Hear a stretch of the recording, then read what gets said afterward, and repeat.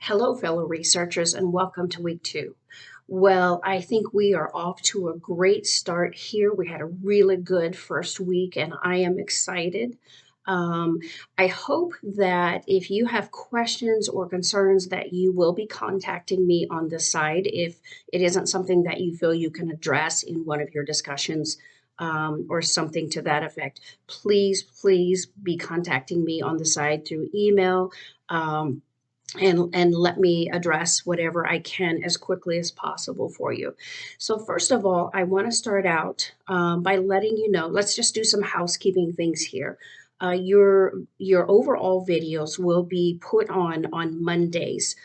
The reason for this is that it will give me opportunity to look through the work you did last week and see if there are some areas that might need to be addressed, concerns that people have, maybe even more additional insights on something that it looks like maybe several students didn't have clarity or needed additional clarity on that. So just know that your overall videos weekly will come out on Mondays.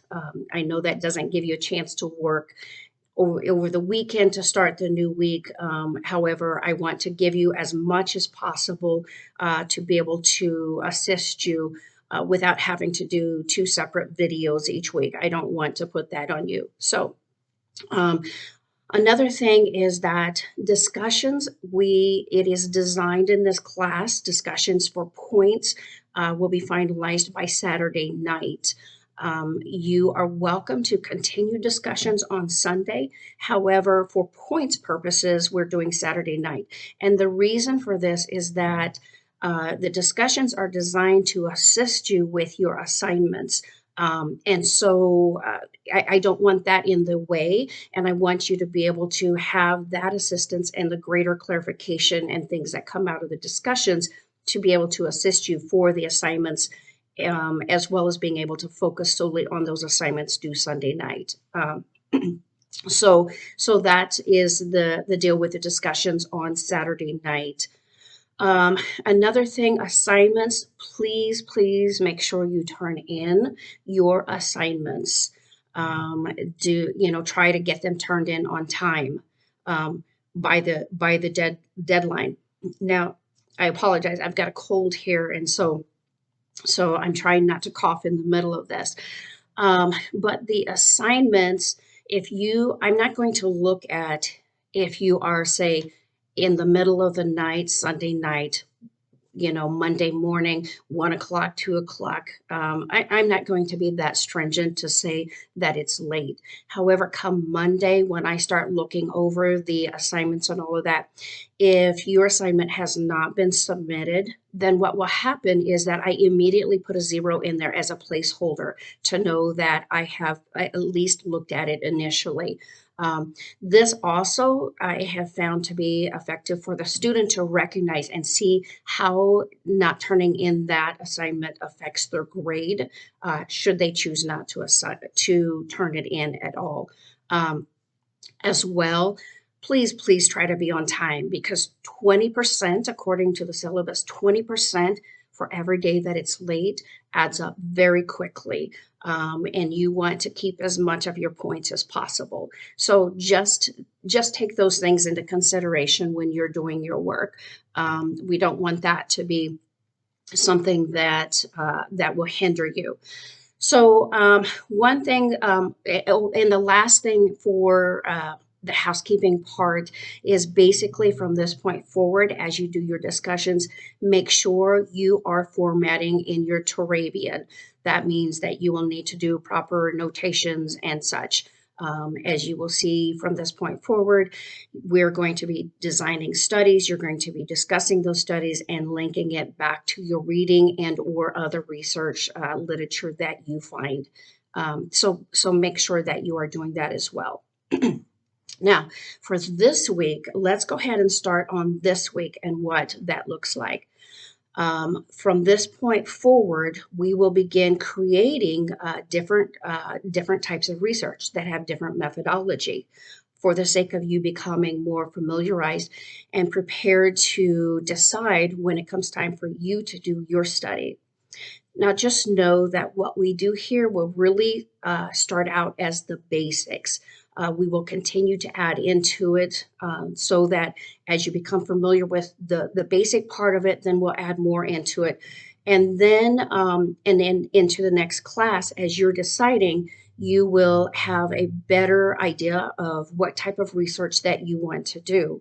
Um, Know too that when we get into that, then there will be more specific things. So what you're learning here is just the basic foundation. It will not be the entirety of that, but this basic foundation is just really essential to help you. Um, so for this week, what we're doing here, let me pull up my notes here. This week, we'll be creating an experimental research study, as well as then for the assignments, you'll be doing the experimental research study, and you will be submitting a rough draft of idea of your considered topic framework. Let me first start with the considered topic framework. You will not, this is just a rough draft, which means that it can be changed at any time. Your final that has to be approved will be in week 6, the last week of this course. But basically, this will give me an idea of what you're really leaning towards and be able to give you some feedback to assist you by asking you questions on there, by giving you some insights that you may not be aware of. Um, Now, along the way in this course, it can change. Um, that say if you want to do in this area, and then in the end decide a completely different area, you can do that. But that has to be finalized by week 6 because the next course we go into actually doing your literature review on the topic that you want to do. As well, the topic framework paper that you will be giving me, then we will take that into the next course and we will continue to build on that so that it will be complete by the end of that course and you'll be able to do your actual research. So all of these are meant to build on each other. But for this week, it's just getting familiarized, helping you to think through and process some things. So let's talk about the experimental study. This here will be, I apologize, let me grab a drink here real quick. So the bulk of this video will be on about the experimental study that we'll be doing. So experimental studies are often heard in comparison to observational studies. An observational study are ones where researchers observe. Let's see, let me pull up my notes here real quickly so I don't get it incorrect. They are often observed where researchers observe the effect of something, such as risk factors, diagnostic testing, treatment, or other interventions, without trying to actually change it or the exposure to it. So oftentimes we'll see cohort studies and case control studies that are two types of observational studies. We won't be talking much about observational studies here. Basically, we're going to go into the experimental study. So on the other hand, outside of experimental study, are observational studies, you have an experimental study. Experimental studies are ones where researchers introduce an intervention and they study the effects of that. Experimental studies also have what's known as randomized participation in that. So basically that means that we don't decide who goes into what group. So experimental studies are for us to find cause and effect relationships. But with this ability, the researcher must also control all other possible mitigating factors that might affect it. In other words, we are attempting to eliminate the other factors that may create cause and effect relationships in the study. Sometimes we're unable to eliminate those factors. And so then we have to work with them. in ways that can help to eliminate some of it. And so, as you will see in our sample study that you have as one of your extra resources, you'll find that we have done that, and we'll walk through that just to show you how that's done. So let's take a quick look at the experimental study sample. And let me pull it up here just a moment so I can follow along as well. Um, and just know that this study will be referred to in several weeks, throughout several weeks in this course. You will use this as your base example. So on this experimental study, let's first start looking at the fact that you have four main parts to this. And so each week when you are creating your whatever type of study we do that week, you will have this base four-part section. Now, with that said, in coming weeks, you will also have to add into that foundation. But for this week, this is where we're going to start. So you have the research question, you have the research design, you have the methodology, and you have the analysis part. So for the research question, just know that your research question will always, or your research methodology is always informed by your research question, meaning that depending on the type of research question, it will determine what type of methodology you will use. I kind of alluded to this last week in the beginning video, that we often at this stage of the game we kind of want to say, well, this looks easier, or this looks easier, so I'm going to do that, and we try to predetermine what type of research we're going to do. However, it really comes down to the kind of research question that you formulate and what you are actually looking for. So for experimental studies, then we do the research question, and the research question has to be stated in a way that shows that it can actually be measured. And so it measured and often has a timetable with that, meaning that if it can't be measured, just to say the things about why is the sun shining today, but there's nothing specific about that, then that wouldn't be a good research question because it isn't measurable. So in our example here, let me find it here then. We have that the research question is, do my students improve their research design, writing more through my students' specific feedback, or by my using a detailed grading rubric? So you see in this that that we have something that is actually achievable, and we can actually be able to measure that, as well as we have a kind of a time frame on that. That's set in this. So that's what we're looking for when we're talking about what that looks like.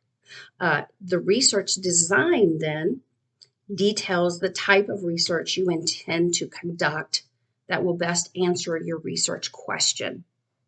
Now, at this point, we're not going to talk a lot about the research design itself and everything that is entailed in the research design, because I will be giving you the research design every week, and it will just basically be just a small piece, just the basics of that. The knowing how and learning how to formulate a research design will come in another course. In the next course, we will work on more specifically on that piece, though. So for right now, we're not going to worry about that. But just look at what you need for the basics of how to formulate that. So then the third section is the research methodology portion. And in simple terms, this tells how the research will be carried out. So again, in this sample, we're starting out with the basics of what is needed for the research methodology. And again, the research methodology is really the main focus of this entire course, because this is usually the most difficult portion to carry out and to know all the ins and outs and what's needed there. So so through here, that means we'll continue to not only add throughout the weeks as we start in the basics in this course, but then there will be added dimensions to your methodology section as you continue to build your own.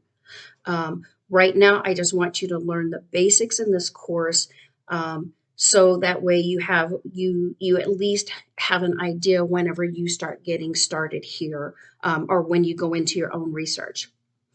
In this sample, then, what we have, there are several different sections within the methodology. We have participants, we have materials needed, and we have procedures.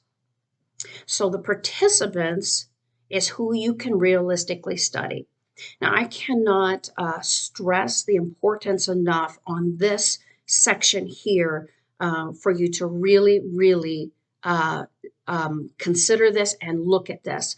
I have had so many students who have turned in information and turned in their topic and all the way through, and then they get to the place of actually conducting their research, and they either don't have access to those participants like they thought they did, or they just cannot get participation. And so you want to be as realistic as possible. Now, let me also say too that we do not want to do children here.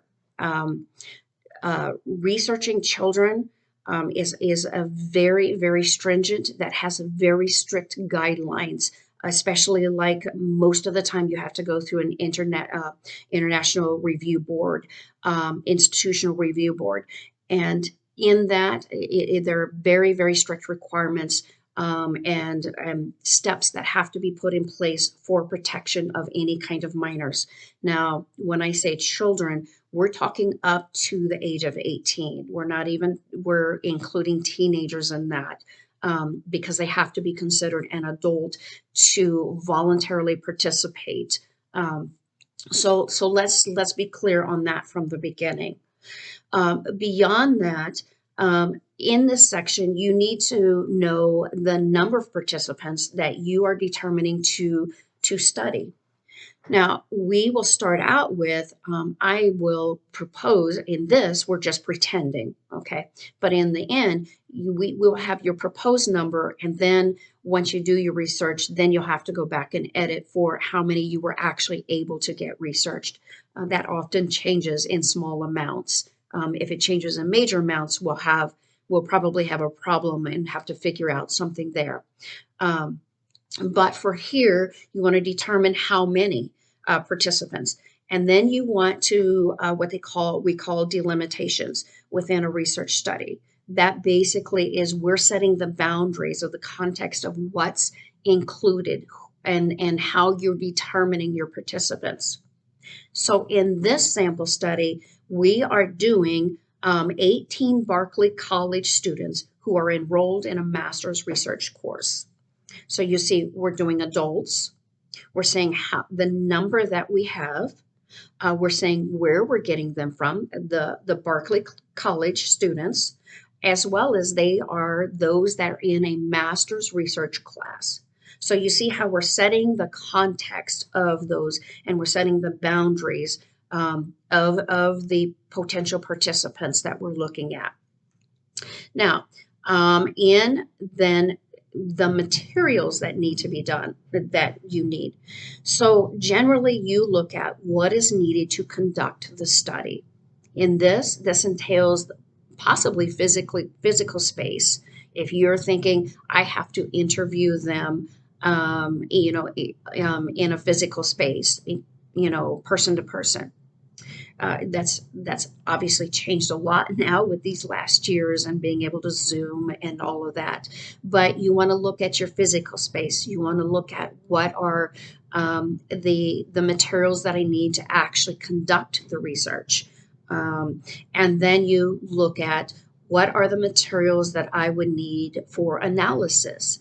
When we're talking quantitative studies, that would include oftentimes certain systems that need analysis software. It can be a number of different things. So you want to take a look at those things there, of what you have need of for your materials. One more time, a drink here. I apologize. And the last thing is we want to look at procedures. And so that is the detailed steps of how the research will be conducted. Again, for the procedure, we're really starting out with the basics, and we will continue to add into that as we go along and we learn more about all of these. So in the sample here, there are only 3 steps that are listed, and the experiment will last through 3 assignments. So again, you see, we tell the steps, we're going to tell the steps, but then the time frame is it will last through 3 assignments. Remember when I said that there were other possible factors or variables that we're not measuring, that we're not measuring in the cause and effect relationship, and those must be eliminated, or we have to work with in order to eliminate as much as possible. Well, so let me just detail a little bit here in how we are mitigating those other possible factors that can create cause and effect in this study. So in this sample, I've written out for you 3 things that are being done in order to create validity, or in other words, minimizing the effects of other possible factors as much as possible that would invalidate the study that what I'm trying to accomplish in the study here. So to create validity in this sample provided, you'll see a 3-part set of procedures is being done to rule out determining how much the type of research is as an influential factor. So remember, we want to eliminate the factor that maybe the type of research that are being done here is affecting how they receive the feedback. And so the way to take that out is we're going to conduct it in 3 parts over 3 different types of methodologies that they will be doing. Now, the next thing is that, let me pull this up here. The student participants will also be reassigned in each part of the experimental testing to assist in ruling out influence of student feedback reception. This creates validity through random selection that experimental research often requires. So in other words, we do not assign participants to one group or the other. So the ones that are in the feedback through the rubric will then go over to the ones who receive feedback through just the instructor giving feedback. Now, and so what we will do then is reassign those parts so that way each side has opportunity. That again works to minimize the influential factor of how they receive the feedback. So we're trying to narrow down then to show which one is better receptive, the rubric or the detailed feedback. And then finally, triangulation will be created by using 2 evaluators to rule out possible research bias. So that could be an influential factor as well, because in the methodology that we have here, as we will talk about, the main analysis then is the instruments for the analysis are the professors as well as the rubrics. Those are your main instruments for analyzing. So we have to triangulate to have another professor come in and give evaluate this as well. And that takes the researcher bias out of that as much as possible. Um, Finally, let's look at the fourth part here for just a moment, and that is the analysis part. This tells how we will analyze our data, what instruments are needed, and how the analysis will be conducted. As I just said, in the sample, there are two instruments that are being used in this experimental research. The two essay evaluators. So you're going to have the experimenter and you're going to have a skilled author that will work together to balance each other out. And then the other instrument are the points outlined in the rubric, which, while not necessarily expressly listed for the detailed student feedback, the professor will use the grading rubric and in the detailed feedback will still go by that detailed rubric. So both of those instruments will be used. So for yours, then, as you're creating, these are just things that you want to look at. All of these things, as I've given of the explanation of why we've done what we've done and what each of those pieces look like. So when you're creating your own, you want to take all of these different things into account and then look at what you're going to do a research on. I would greatly encourage you to do, in all of these samples, to do your studies on something that you think you might want to do for your own research. Now, you can continue to use the same idea and topic of interest throughout each of these if you fairly know what you want. But or you if you're divided between two completely different topics and areas, do one in one and do something, do the other one in, the next one in something else. Feel free to do that, but I still encourage you to use it to your advantage to do those places that are of interest to you, so that way it will help you to really more effectively connect with it and think through these things for when we get into the next course. As well, I will give you a lot of feedback on this, and that should assist you to think through more things and to take into more things into consideration. So moving forward on, let me just say we've already talked a little bit about the rough draft topic framework that you will have as your other assignment.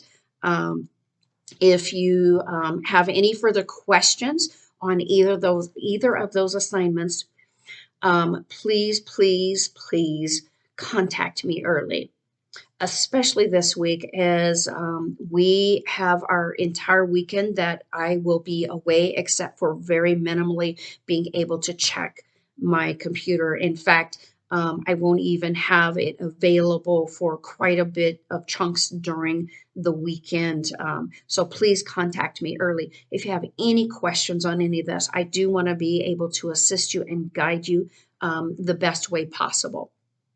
Now, your discussion posts, then you will see that they are actually meant to assist you in either learning more in depth about your reading through the application or in the work that you did last week by receiving feedback from your peers. So basically, you're going to see quite often an assignment that you have to turn in for me one week will be one of your discussion posts that you take my feedback into consideration, edit as needed, and then you submit it on the discussion board so that you can gain further insights and clarification through your peers to help each other out with that. So as we are going into this week, I'm excited. It was fun to see your posts and to see what you stated on each of them and really just to engage. From this point forward, I will attempt, I will not be able to respond to every single person. Just know that on your discussion post. But I will attempt to discuss and bring in points with three, four, five of you, and try not to keep only posting on the same people, as we go through the weeks. So just know that while I may not get to you in one post, I hope to get to you in a different post. But if you have questions, again, feel free to contact me on the side. That's what I'm here for. I want to help to guide you and direct you in anything you have need of. If there's nothing else, otherwise, then I will see you on the discussion boards, and I look forward to this journey with you. And I just pray many blessings upon you, upon your family, upon your time for this work, and even just the things that the Lord is wanting to draw out of you, not just for assignments, but as for things He's preparing you for down the road. So I'm excited, I'm glad, and I will see you on the discussion board. Bless you.